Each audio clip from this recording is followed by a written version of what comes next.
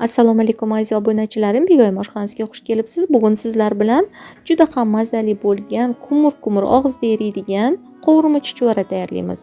Marhamat tomosha qiling. Bismillohda birinchi navbatda nachinkasini tayyorlab olamiz. Buning uchun 1 yoki 2 dona piyozni mayda kubik shaklda to'g'rab, 50 gram yog'da tillarang bo'lguncha qovurib olamiz. Orasiga tabga ko'ra tuz solib, bir rovgina yana qovurib olamiz.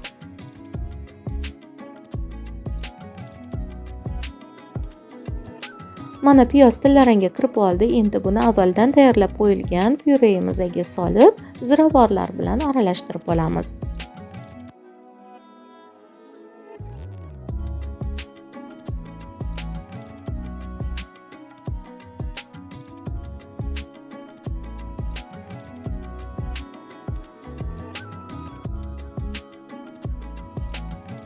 Nachinkamiz soviguncha xamirini tayyorlab olamiz. Buning uchun 300 gram suvga 1 choy qoshiq tuz solib aralashtirib olamiz. Idishimizga suvni solib olib, ustidan 100 gram omuqda yog'i solinadi. To'liq proporsiyasini albatta video ostida qoldiraman. Ustidan elangan 450-500 gram un solib xamir qoramiz.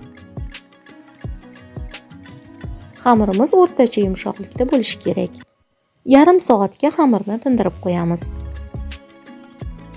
Mana tinib oldi. Endi tingan xamirni 1-2 mm qalinlikda yoyib olamiz.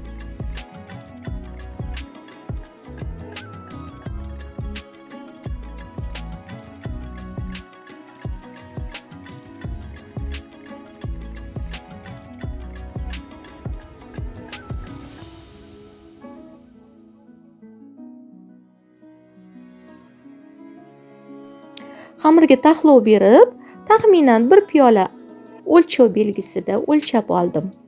Men bugun yirik chuchvara tayyorlamoqchiman, shuning uchun kattaroq piyoladan foydalandim.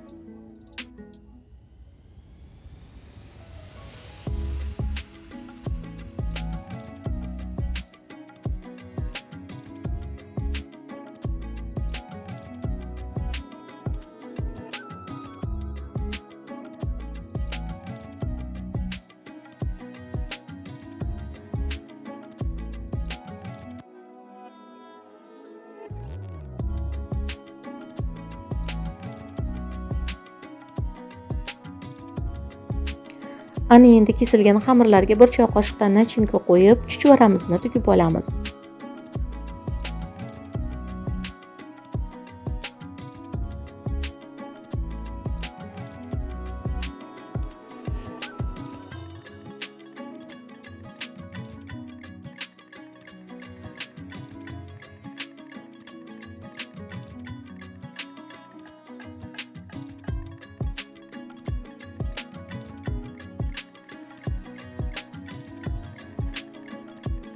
Biroz qizdirilgan yog'da 5-6 tadan solib chuchvaralarni qizarguncha qovurib olinadi.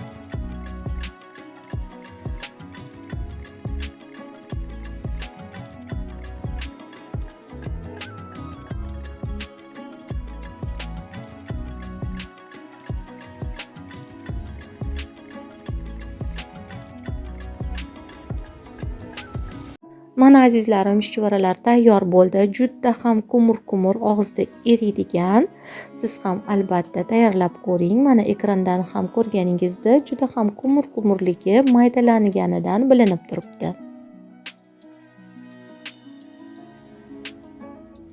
Videoni oxirigacha kuzatganingiz uchun sizga katta rahmat deyman. Kelasi videolargacha g'oyibona diydor qadar sizlar bilan yana uchrashish niyatida xayrlashib qolaman. Xayr, omon bo'ling.